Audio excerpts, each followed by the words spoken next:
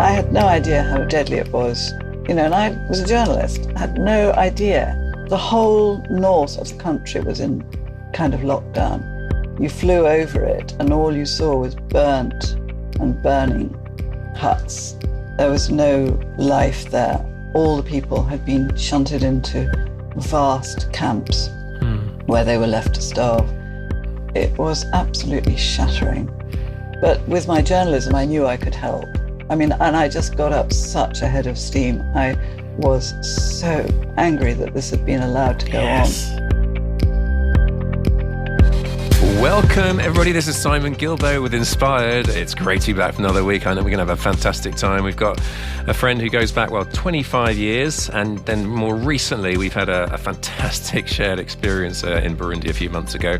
If you're new to Inspired, it's all about getting friends in from all sorts of different walks and journeys of life who've had their respective experiences of challenges and overcoming and sucker punches, but hanging on in there and seeing God at work, harnessing their gifts for his glory. And, that is to counteract all the relentless barrage of bad news that we're bombarded with and stir faith. So that's what we're aiming for. It's good to have you with us. And I'm absolutely delighted to have with us Dr. Jenny Taylor. Don't make me giggle. Oh, dear. Jenny, I'm going to have to sort of be on my best behaviour because people won't realise that we've got serious sort of banter going, and sometimes I could appear a bit rude. So in advance, we know that I'm not being rude, but sure. We did have so much fun, didn't we, a couple of months ago in Burundi together? Yeah, it was life-changing, or life, I don't know, what was it? Everything, my whole Christian life was gathered up in that amazing week. That's beautiful. And I'm very, very grateful to you. Great. Making it happen. So it's interesting because already, folks, you just heard Jenny, and I just want to say it, she sounds, I've said she's a doctor, so she's got a PhD, she's extremely bright, she's very well educated, she's posh, and so don't judge a book by its cover, because what was interesting is that when we were out in Burundi, which is the poorest and the hungriest country in the world, she was saying, and I was like, what? Inside my internal narrative, she was saying, my background was like this. And I couldn't quite believe it. But then when she shared her early years story, I was like, wow, man, seriously, you can make assumptions about people based on their educational level and accent that are completely wrong. So, Jenny, let's get into that. You had an unusual and difficult upbringing. Go for it. Well, actually, you're so right. Burundi is, first of all, very agricultural. And I grew up on a small holding. My father grew vegetables for a living. He came back from Africa, having been what he called a glorified tax collector in Sierra Leone, and he wanted to get into farming. And so that I'm still actually living in his house. So this living close to the land, living on what you make with your own bare hands, was how we grew up. We rented 5 acres. It was a settlement project to resettle miners and ex-colonials on the land between the wars. And my mum came from a very different background. She came from Purley. She'd had a job in Regent Street in London. She was very, very, very young, very inexperienced, very beautiful. My father had fallen in love with her and wanted to come back from Africa to marry her, and did so, and took her to this sort of wilderness where there were only 2 buses a week. She had no income.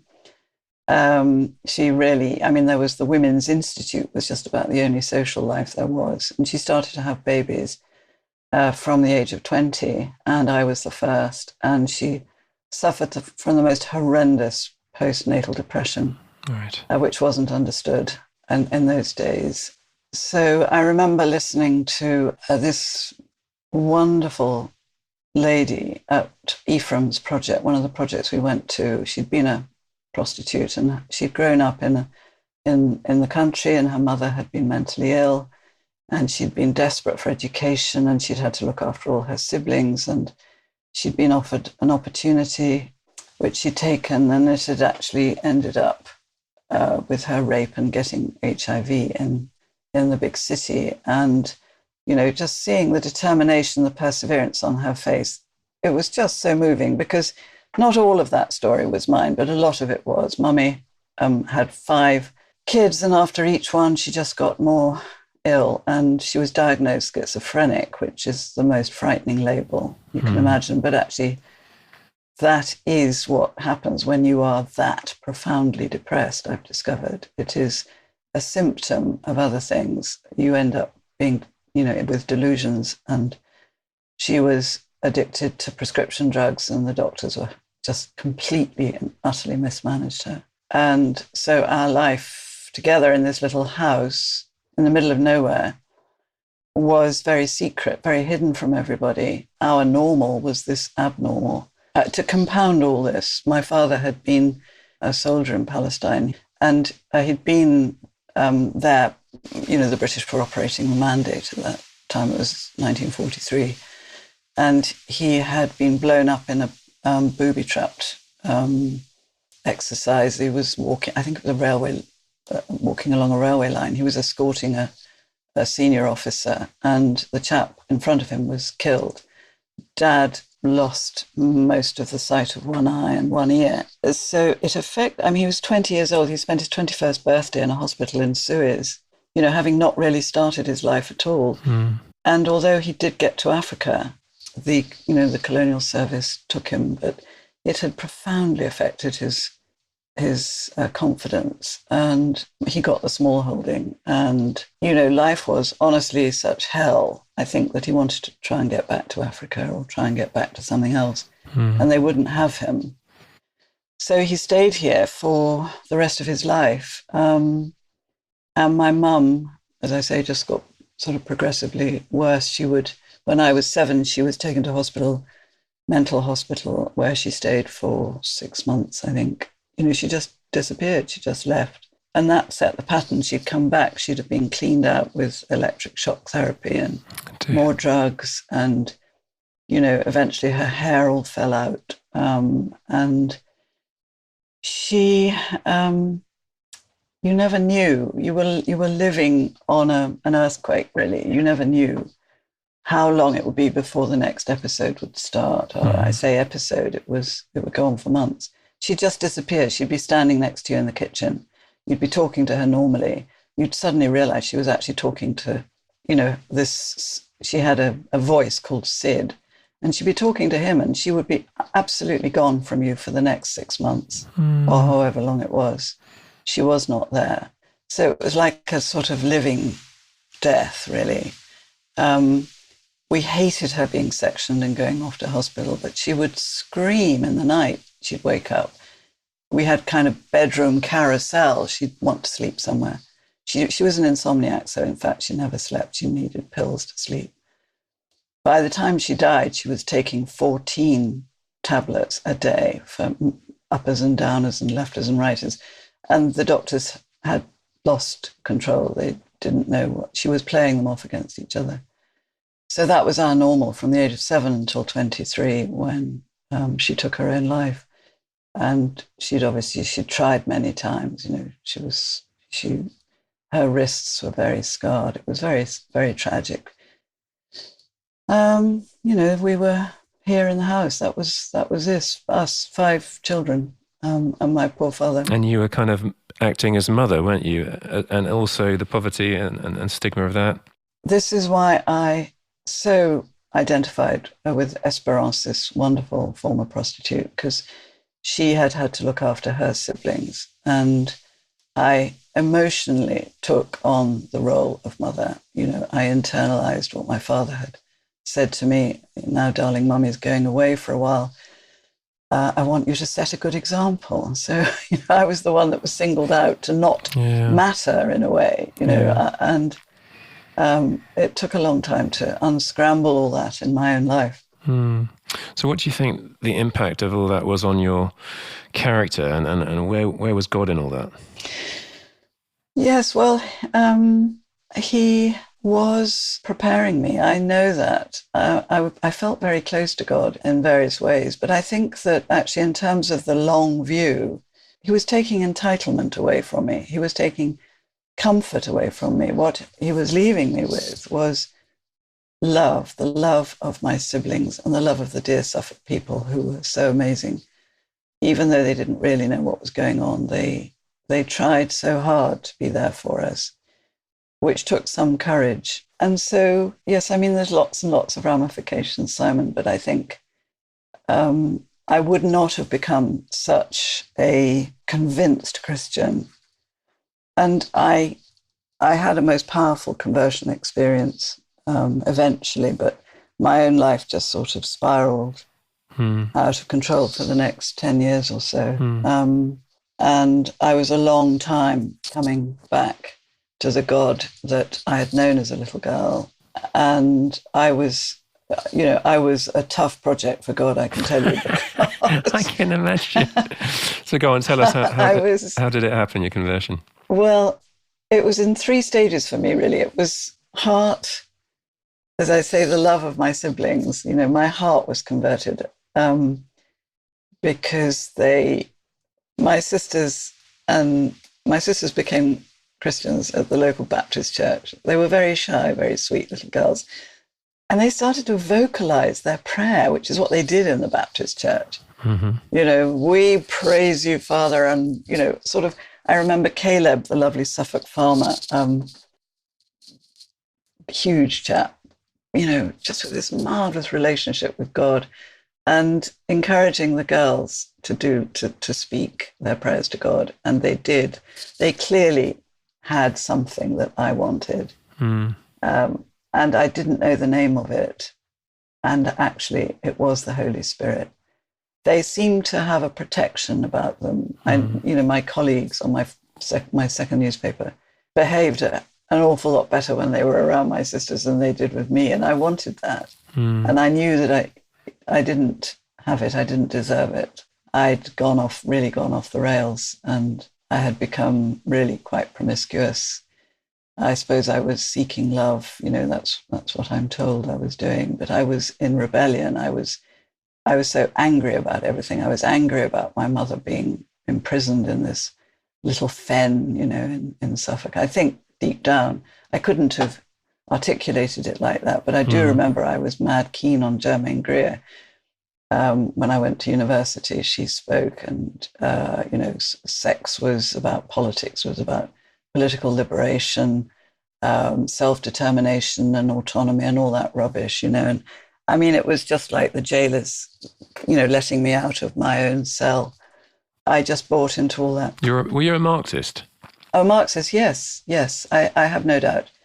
I think it was the atmosphere you breathed, and you just picked up the mantras. I mean, I had dinner with Ruth First, the South African revolutionary, poor Ruth, who was blown up by a letter bomb eventually in South Africa. But I carried the banner for Durham's anti-apartheid march, which was organized by my then boyfriend, who really was a revolutionary. I mustn't go into too much detail here, but there's no doubt that I was on that side of things. And it was just a marvelous, so I thought, channel for my anger and my brain. And it gave me a feeling of power, because we'd grown up feeling so unbelievably subject to misery. Yeah. So you talked about your conversion being a 3-stage process. That you've talked about the heart, then it was the head, was it? Yes, it was. Yes. Missionaries had been praying for me, and my sisters, and they took me to Greenbelt, where it actually happened. God spoke to me. I mean, I didn't want to go to Greenbelt.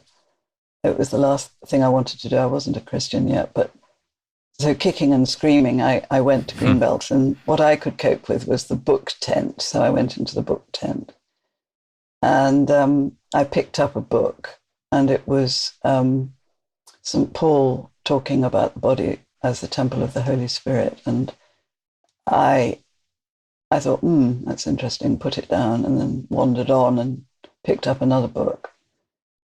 And it was the same, it was the different text saying the same thing. And I'm afraid I'm not a very good evangelical. I haven't got the text reference in my head, but don't you know your body is the temple of the Holy Spirit and not your own? And it was that, and not your own. It was so powerful. I fell to my knees weeping because I had been struggling with this, with my sexuality. I just was so caught in that whole kind of lifestyle. I bought into the cultures. It's healthy to have sex, and it's free, and all that rubbish. And it's such a lie. And God wasn't getting through to me until this moment. And that did it, really. That began it. And I decided that I then had to find a church. By this time, I'd got to London, and I stumbled around, some of these dead churches, and eventually found a fantastic one with a vicar who was a real lefty. He was his son of a steel worker, and he organised the Children in Need television annual fundraise. And, he was so socially engaged, and that's what thrilled me. And I did decide at that point, it's no good just thinking you can behave how you like and still have the peace you want. This was the rebel in me. And I'd actually had deliverance ministry for rebellion, and I do believe in deliverance ministry. And it's the only thing that was going to liberate me. And I just got stuck in. And amazingly, my vicar gave me a synopsis of the work of Leslie Newbigin, who seemed to understand this sort of secular Marxist problem, and the denial of transcendence and the denial of spiritual reality, the denial of agency that the Spirit gives you when you cooperate with him. Yeah. There is nothing else on earth that will liberate you from the mess that I was in. I'd sat down wanting to commit suicide with a bowl of water and a knife. I'd drunk half a bottle of gin, fortunately, because I in the end was too drunk to do it. But I was in such turmoil. Yeah. I just didn't know which way to turn or what to stand on, and God did it all. Yeah. Yeah, beautiful. So you had a career in the newspapers. You're a journalist. That's who I became a journalist. I started off on the university newspaper. My dad had sort of, inspired me, actually. He said, when you go to university, get on the university newspaper, because that's what he'd done at Cambridge. And so I did. And I've never known a thrill quite like seeing my first byline. Yeah, yeah. And you'd had access to education through, having a scholarship because you're spotted as a mega brain. Is that right? Oh, no. No, I'm not a mega brain. I'm just someone who needs to think. I think my way out of problems. And I love what I loved about being in Burundi was the serious mindedness of people. They want to think, and because they know the score. Life and death are what we're dealing with. Yeah. And I think our culture simply trivializes everything. I'm not afraid of thinking. But I know I was the only one of the five of us who got a completely free education. Right. I was the first. My mum had spotted an advert for Christ Hospital, which is the only public school where you're not allowed to go if your father earns more than a certain amount. Right. So I qualified, absolutely, because we were very poor, and we didn't even have to buy our own knickers. Everything, absolutely everything was provided for you. So I was a charity girl. The school was founded for foundling street children. Right. We met street children in Bujumbura.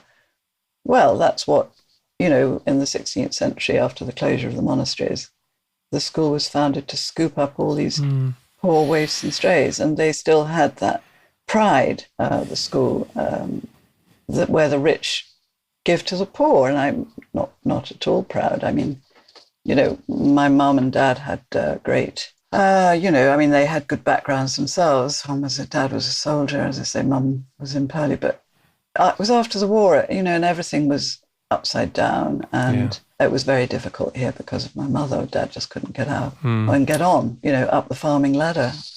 Listen, so I just want to press ahead to your journalistic career. Now, I picture you pre-conversion as this radical leftist activist, quite intimidating, just Oh passionate, dear. full of convictions, and God, that's your DNA. It's sort of, although those can be both positive and negative attributes, can't they? And then they become harnessed by God. So, what sort of career turn did it take post-conversion? What did it look like? I know you travelled around Asia.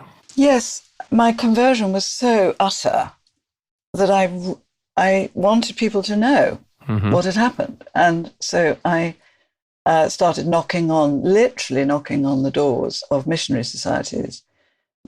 By one way or another, I was led to Interserve, which was just before I joined it, the Bible and Medical Missionary Fellowship. I'd been sent off to mission college, actually, but I realized later that they wanted to train me to be a missionary. They didn't trust me. They didn't trust that a journalist could want to be a missionary. And I think they'd had some hard knocks from journalists, and they assumed, I think, that I was, wanting to get one over on them and write some lurid piece about, But it was 3 months, and I really was desperate to get into mission because I wanted to tell people what had happened to me. And I thought you did that by going into a missionary society, but actually you don't, because there was no mission to this culture, which had screwed me up and had kept me from God. So yes, the mission was focused on Asia, but I happened to go to Selly Oak colleges, and guess who was the president still? It was Leslie Newbigin. I had no idea. And I got to meet him in my first week, and I had not read a single book of theology, but there was a smell of baking bread in his house, and I made bread. And so we talked about bread. I was so terrified of him because he was such a guru, and he was just such a darling man. And we ended up as friends for the rest of his life. And I wrote a book with him called Faith and Power. And he was very, very influential on the rest of my thinking. But after going to college, I did get into Interserve, and I then spent 6 years traveling around Asia.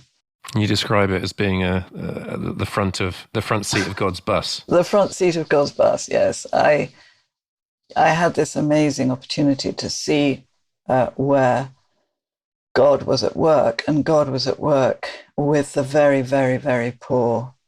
And, wherever there was evil, usually caused by false religion, there were good souls working for almost nothing to put it right. And I had no idea. I'd had no idea, the way the world panned out. So, yes, here was scope for all this energy and passion, I guess, which is, I think, what you were leading up to. And you ended up, we met when you were head of media at CMS. And that's right. You were memorable day. Yes. and I love how God used you when you ended up having an incredible life-altering experience going to northern Uganda. Go on, tell us that. Yes, that was, CMS was the second mission I joined after doing my PhD, and I was very annoyed with them because I'd just done a PhD on Islam in Britain, and I thought they'd be absolutely over the moon to know that we were desecularizing, and here was an opportunity to preach the gospel loud and proud into our own culture. And they wouldn't let me speak at the first meeting on Islam that I attended. So it was all very confusing. And I was sent off to take some money to one of the bishops in northern Uganda, where CMS hadn't had a presence since the 1980s. And I was sent off to Gulu, where everybody went. But more interestingly than that, we went on further to Kitgum, and there had been a war in northern Uganda with children as the victims for 18 years. And I had no idea how deadly it was.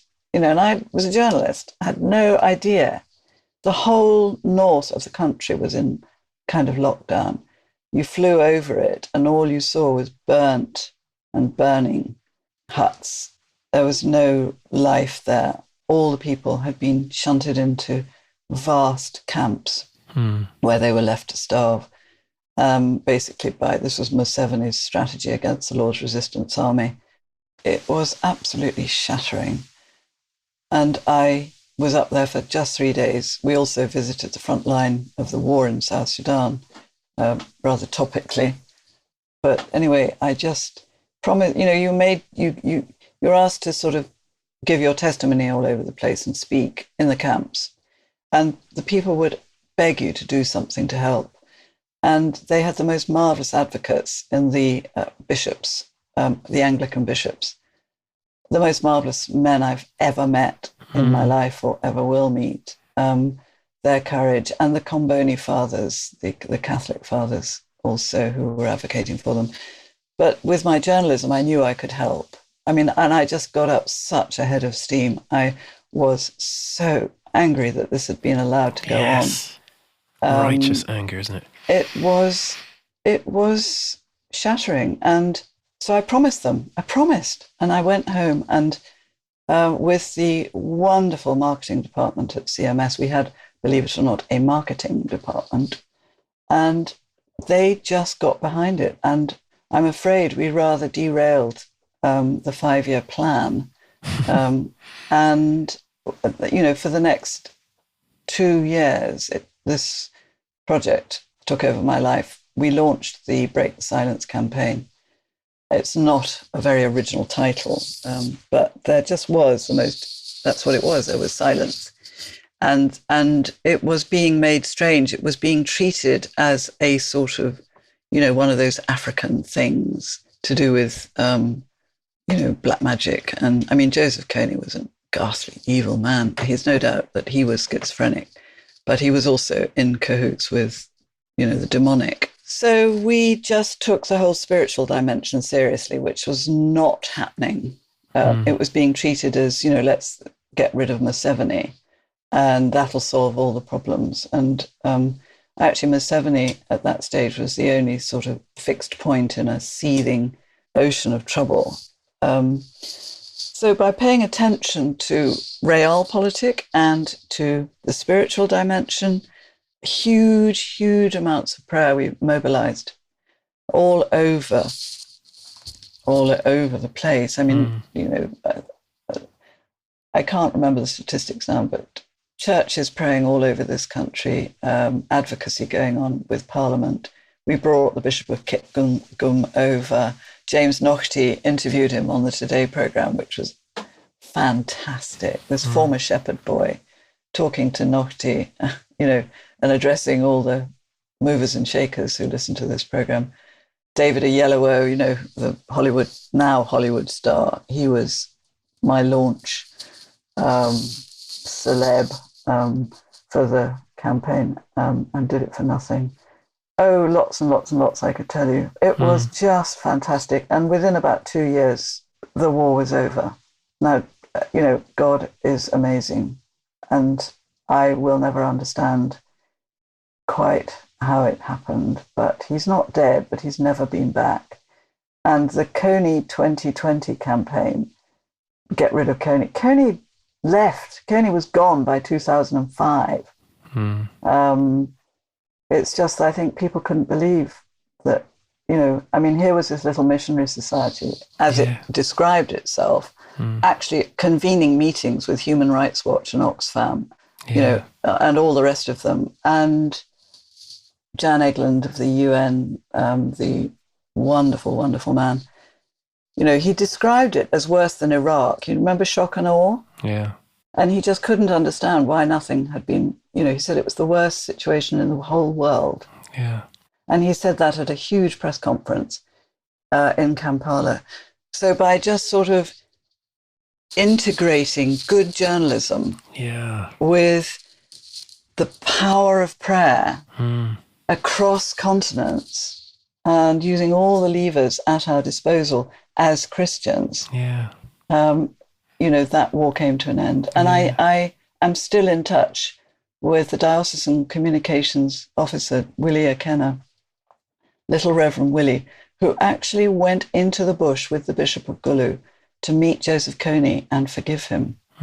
Now, I've got a photograph of that. They went without military attaches. They went without ridiculous heat-seeking radar or whatever the American later went into Central African Republic with.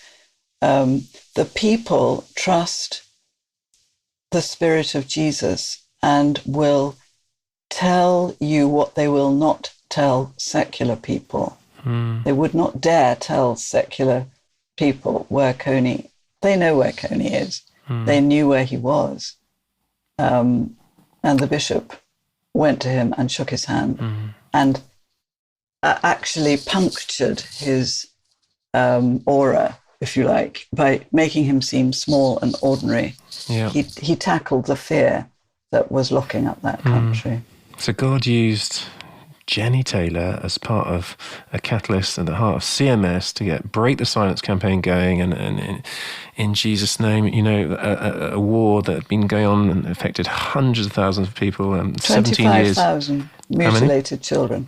25,000 children disappeared or disappeared forever. Yeah, and hundreds of thousands displaced, and 17 years of inertia, wasn't it? And then the war, once you got involved, I mean, we're not saying it's just you, but the influence of strategic journalism, the war ended just 2 years later. Absolutely incredible. Listen, we've got to move on because we've got so much trying to get in. You ended up, that sort of led you to setting up a charity called Lapido Media. Journalists in general in the West tend to be so religiously illiterate, don't they? Well, you chose the word Lapido. What does Lapido mean? Lapido, sorry. What does that mean? It means to speak up in the Acholi language of northern Uganda. I asked my Acholi friends to come up with a name for my charity. I wanted them to give me some words that meant to speak up on behalf of somebody. And they gave me a number of words, and that was the one that I thought was beautiful. Everybody pronounces it wrong, but Lapido.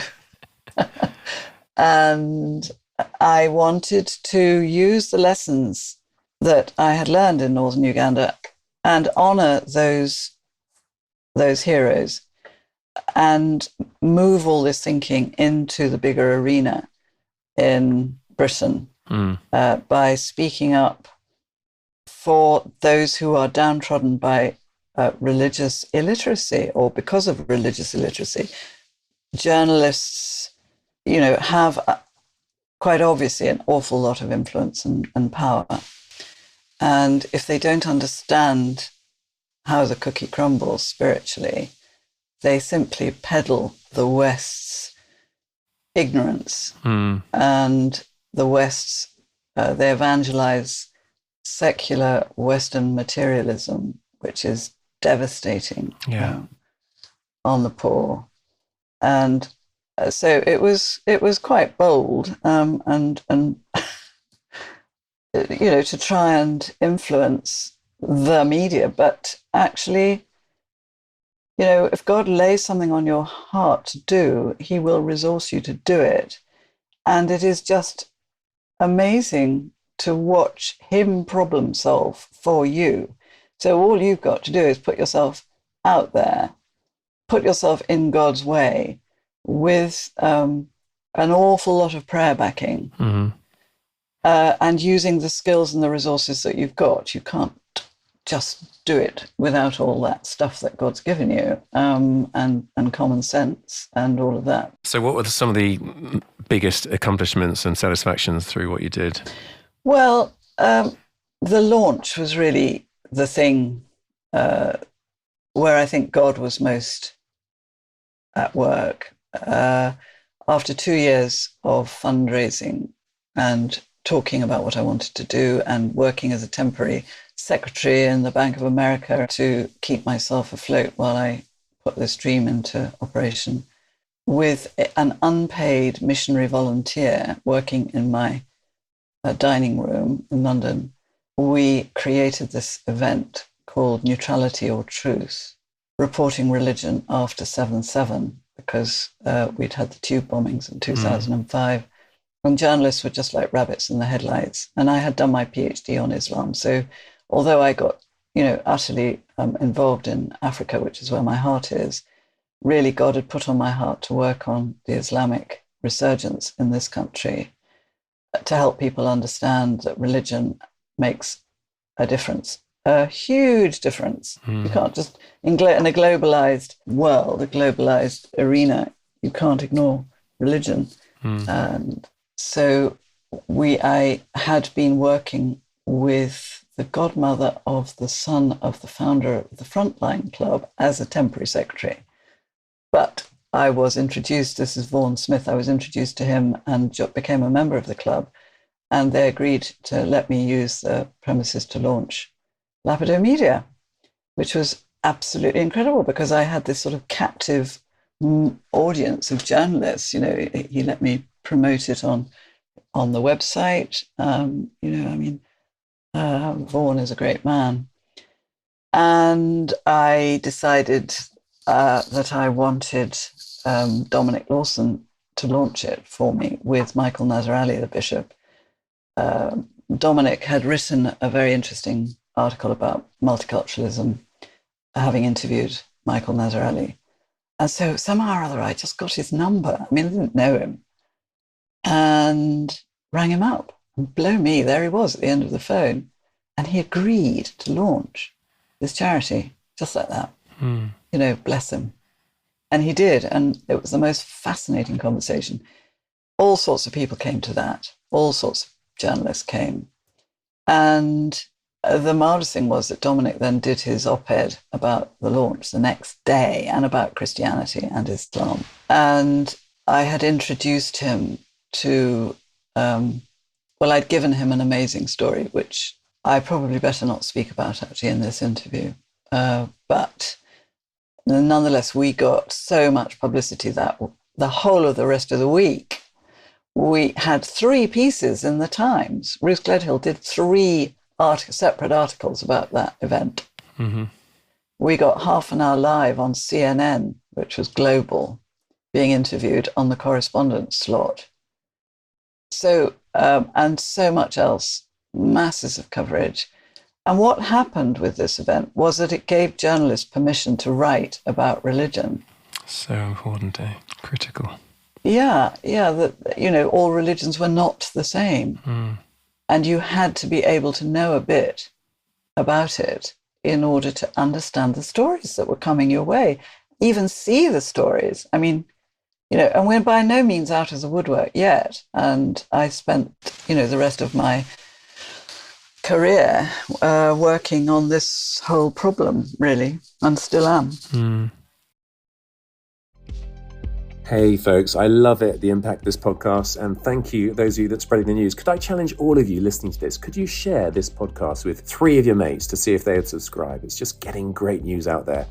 And listen, if you want to receive a weekly WhatsApp ping, just one ping, to make it easy for you to share with other people, because often I listen to podcasts and think, that's brilliant, but I find it hard to know how to share it.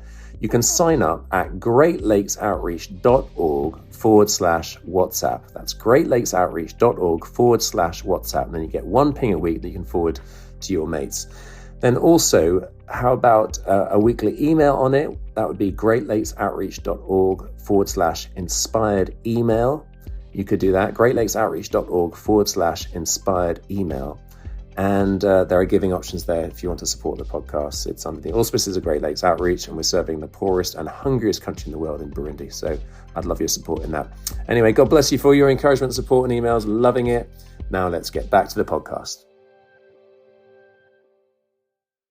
With time ticking away, there's lots of things that you're involved in, but one of the ones that, again, helping create greater levels of religious literacy amongst the press corps, which is I think your massive life contribution, was stopping the megamosque in London. Tell us about that. Yes, I do believe that this would have been really the end of Britain as we know it, because the so-called megamosque in Newham in East London was set to be the biggest training centre for a particular sect of Islam called the Tablighi Jamaat. And they've been dubbed the antechamber of terror by the French police. And they are not Islamic terrorists, they are Islamists, meaning that they do not observe man-made law. And their view of Islam is that it should dominate everything. And I was very concerned about them. And we published a book about them at Lapido, and nobody can ever remember their name, and yet they are probably the biggest group of Muslims in this country. Tablighi Jamaat just means preaching party. And for 20 years, they'd been trying to build their super mosque in Newham and ignoring all the planning laws, and Newham Council were bending over backwards to accommodate them and helping them to understand the system that everybody has to abide by, which these guys weren't interested in. And it's the same in Pakistan. They just ignore the laws there as well, because they are a law unto, Allah is their law. And, not all Muslims, I had a Muslim trustee who found them very difficult and making life difficult for Muslims in this country. So you're not tarring everyone with one brush? No, no, it's a particular style of Islam. And they dominate the mosques in London. And I went to their headquarters in Delhi, and actually I really enjoyed it. But the strange thing is that I had to do my interview with the head honcho there, sitting with my back to him on the floor because I'm a woman. Yeah. I just walked in, and I was so well, sweetly looked after by the women in the women's quarter.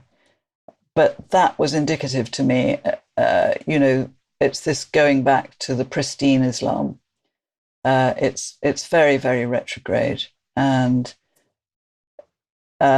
makes no accommodation with the modern world. And so I spent 5 years working mostly behind the scenes with journalists on that, and with a group of us in East London.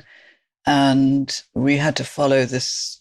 There was huge planning inquiry in Docklands, and the Muslim expert witness was intimidated and refused to speak the day before he was due to go on. And likewise, the another one. So two of them, girl and a chap.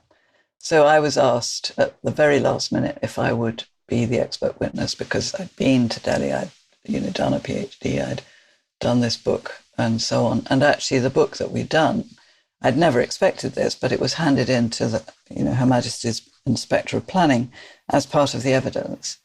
And I, had to sit there answering these ridiculous questions from their very expensive barrister that they'd got, who tried to liken them to a nunnery, to nuns in a nunnery. So that was quite an experience. But they had been given every possible help over this 20-year period, and they'd ignored the laws, and so eventually their appeal was turned down. Oh, Jenny, I love it. And there's other things you've done in terms of campaigns that have been fruitful. But listen, because of time, we're just going to have to skip to this last chapter of your life. And you've been a fellow of the Kirby Lang Centre for Public Theology in Cambridge for the last 4 years. You've been writing another book, some great recent developments on that. What's it about? How does it lead on from your early experiences? Go for it.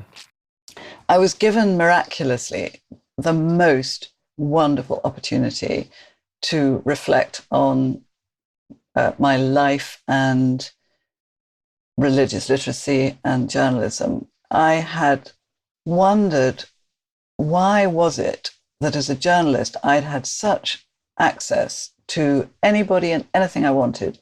It's a marvelous, marvelous job and opportunity you get, a huge privilege to do good and to seek justice. And it's so biblical. And I was doing it without being a Christian initially. And then, I went to India and saw the score and so on.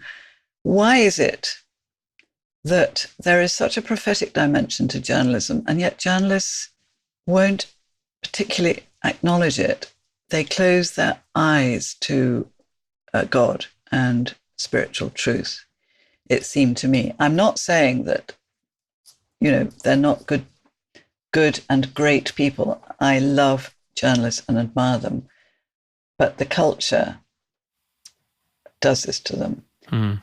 And I wanted to drill down and try and find out what had gone wrong. So I was given this amazing opportunity right at the end of my career to just spend 4 years funded to do this work.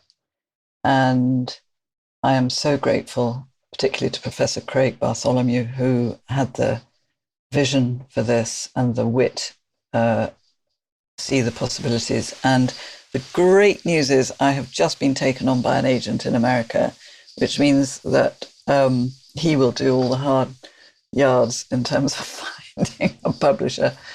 But it's been a thrilling adventure, going right back to the invention of Hebrew and the invention of discourse.